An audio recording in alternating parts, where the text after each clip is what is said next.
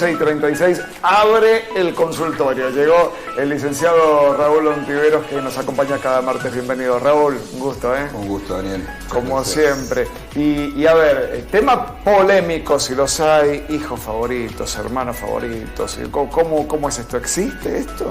¿Existe? No. Vos sabés que los padres militan que somos todos iguales. Mienten. Quizás no mientan, quizás sí, o quizás sea algo inconsciente, pero desde ya que puede haber un equilibrio afectivo entre los hijos por parte de un papá y de una mamá, y de alguna manera es lo más sano y podríamos decir lo normal o lo que debería entenderse por normal. Pero hay situaciones que déjame decirte que no son pocas, pero en realidad son excepciones. En donde ya sea los dos padres, o uno o el otro, van desarrollando, y a veces desde el nacimiento, a veces desde chico, y se va desarrollando durante la crianza, una preferencia, un favoritismo, una elección por un hijo. Y si tenemos un hijo elegido, es que hay hijos no elegidos. Claro.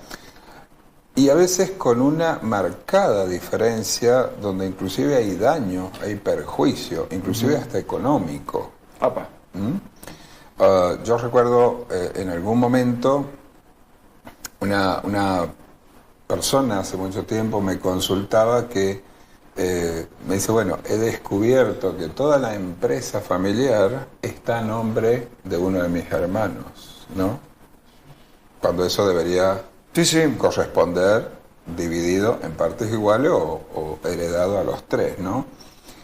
Pero inclusive ya quizás una situación más gruesa como esa, pero en donde se van dando inclusive hasta complicidades de uno de los padres o de ambos con un hijo en estafa y detrimento de otros.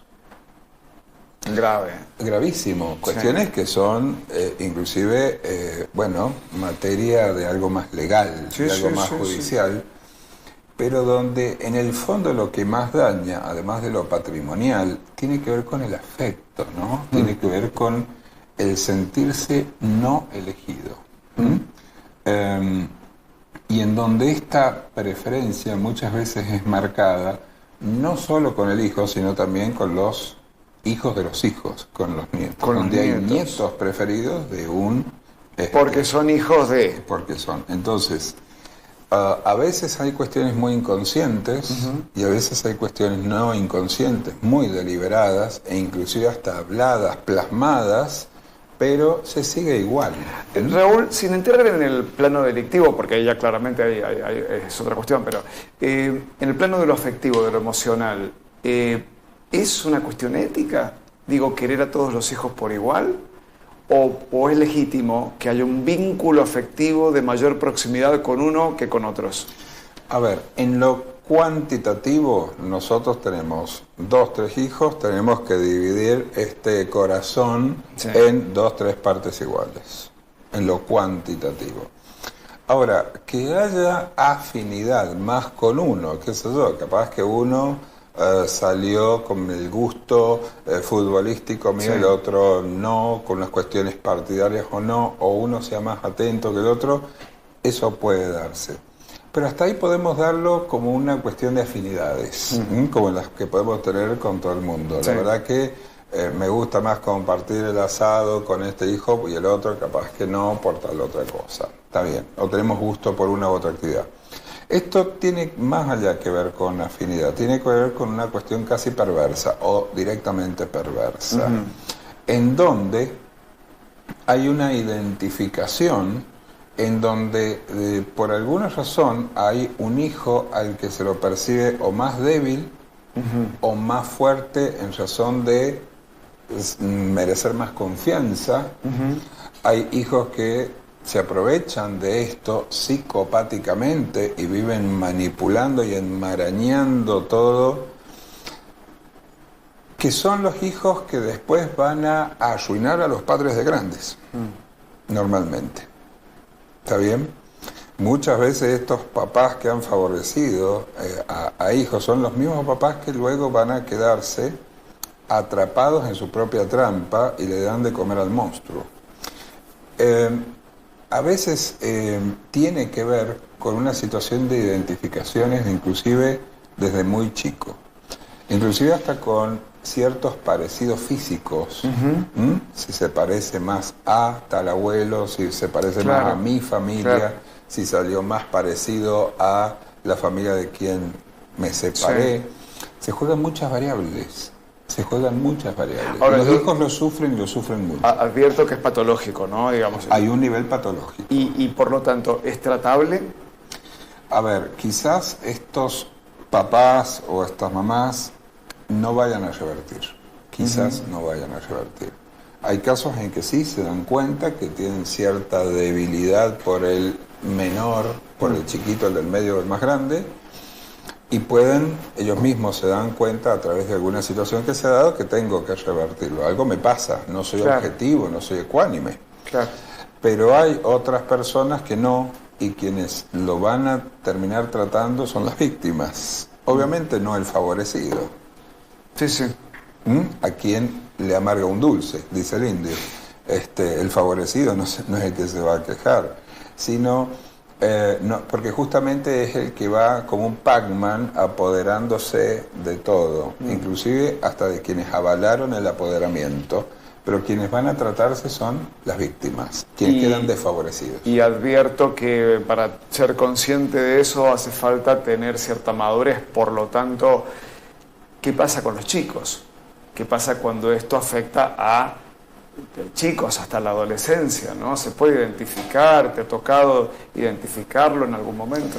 Cuando son chicos, bueno, sienten algunas cositas, quizás no grandes, señales, y a veces tiene que ver con confusiones de niños, los celos normales de niños, en donde a veces, bueno, una queja no tiene tanto asidero. Esto ya empieza más de grande, pero también el hijo va creciendo con cierta negación, porque se ve en la dicotomía de tener que aceptar que quien más me tiene que cuidar es quien me desprotege. Quien más me tiene que cuidar y amar es quien al final tengo un enemigo interno de la familia. Entonces, muchas veces este modo de crianza termina generando a la larga grandes separaciones entre hermanos que nunca más se volvieron a hablar, nunca más, y se generan muchos resentimientos, y nace de los padres. Y nace de los padres. Entonces, este papá o esta mamá que tiene que equilibrar cómo se va repartiendo la torta, tanto lo afectivo, tanto lo patrimonial, tanto lo atencional, y que tenemos que ir regulando de tal manera que nadie tome más que nadie. Yo recuerdo, me ha hecho acordar recién de cómo en un almuerzo había un hermanito que se servía solamente a él. Entonces la mamá le servía de nuevo a él y a la hermana, en ese orden. El chico volvía a tomar lo de él y además lo de la hermana. ¿Está bien? Y mamá le decía, bueno, a la nena, entendelo, es el varón. En vez de equilibrar y ser justo, había un favoritismo. Entonces se mezclan acá cuestiones de mandatos, cuestiones de machismos, cuestiones de un montón de cosas. Nítidamente. ¿Se curan las emociones? Las emociones las podemos aprender a gestionar mejor. Todas las emociones básicamente son buenas, pero a veces se nos pueden desbordar. Tenemos que aprender a manejarlas. Y la emoción no es nada más que una señal.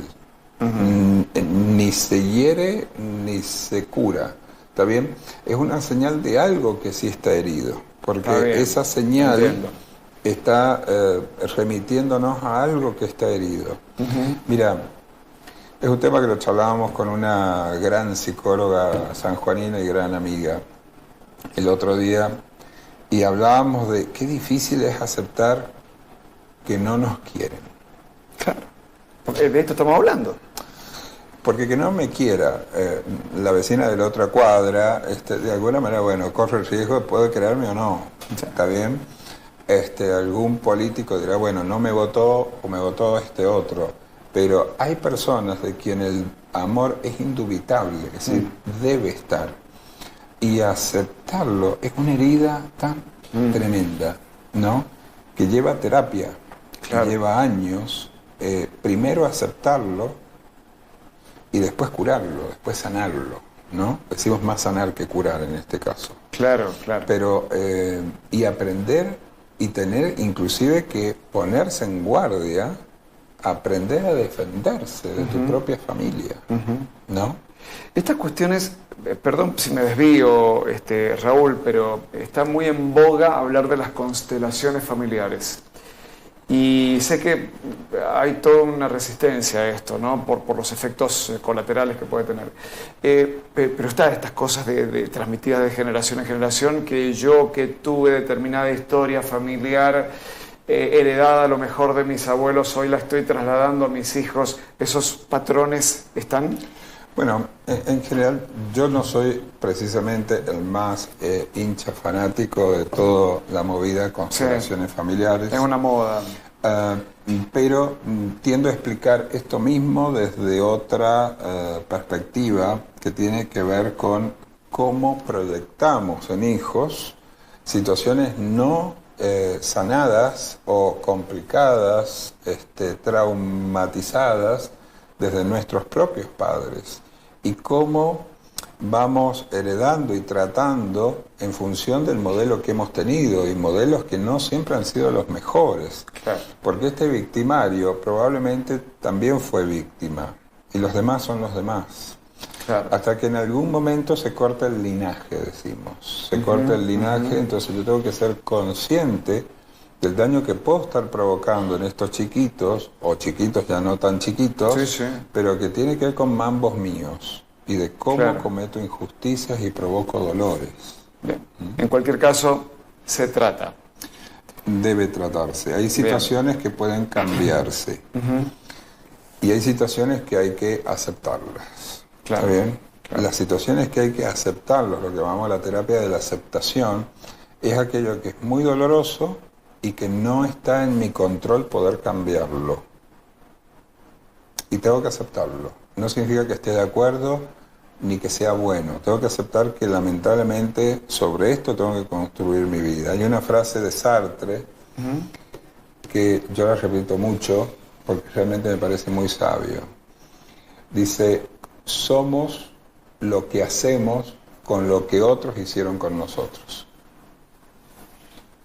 Y creo que encierra mucha sabiduría, porque a todos nos hicieron algo, bueno o malo, pero hay un momento en donde nosotros tenemos que salirnos del lugar de víctima, por más que hayamos sido víctimas, y salirnos de ese lugar y poder sobre eso, cómo me trataron, si me eligieron o no me eligieron, hacer algo con eso, y cómo no soy yo el día de mañana a partir de hoy, y eso es una decisión, a partir de hoy, un victimario más de mi propia vida.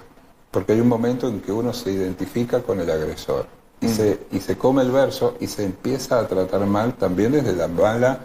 Imagínate cómo crece esta persona en su autoestima. No, claro, sí. Sí. Compra los argumentos de que el hermano siempre fue mejor o lo que fuere. Porque si más allá que si el hermano es mejor, que bueno, de eso se trata. Claro.